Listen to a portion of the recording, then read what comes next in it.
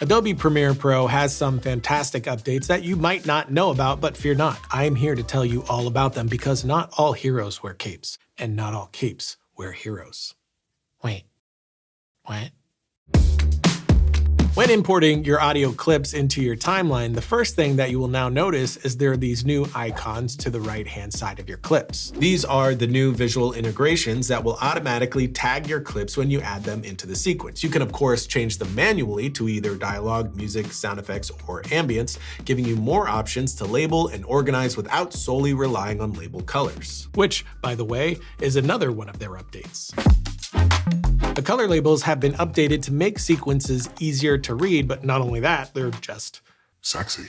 You can also click this waveform icon to open up your Essential Sound panel. Here, you can click on your clip, select Auto Tag, and Premiere will automatically assign the appropriate tag to your clip. If you're deeper into your edit and haven't used that tag feature, Premiere will automatically use its AI to recognize all the individual clips and tag them appropriately. This will make the process of editing and remixing your audio a breeze, since with a simple click of an icon, the most relevant tools for that audio type will open. For example, if you're working with dialogue, you can use Premiere's Enhanced Speech feature, which will use AI to clean up and polish your audio, and it's shockingly good.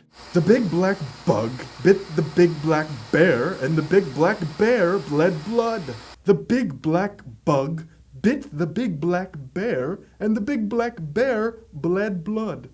Of course, you can fine-tune the intensity of this effect by adjusting the mix amount. You can also use the loudness auto match feature to level out your dialogue clips and avoid any spikes in your audio. There's also the repair feature to reduce any unwanted noise. Then inside the music tag settings, on top of having the loudness match to level out your song, you can also use Premiere's remix feature, which will retime any audio track based on what you set the target duration to. You can also use the remix tool by going to your ripple edit tool, click and hold the icon, then click the remix tool here. With this, you can just stretch the length of your music track to fit your edit, and Premiere will automatically remix the track for you. You also have ducking tools, but we'll get to that in a second. Inside the sound effects panel, you'll immediately notice the Creative tab, which will let you quickly add reverb to any of your sound effects to help glue your mix together. And finally, inside the Ambience panel, you'll see that similar Creative tab, but you'll also have the ducking tool, which will automatically raise and lower the audio levels to any of the assigned tracks, which can help elements like your voice punch through the other sounds to be clear in your final mix. Just click the checkbox, decide what you want to duck against, adjust the settings to your liking, and tap Generate Keyframes to have your freshly ducked audio. This works especially well anytime you're needing to balance out any dialogue and music.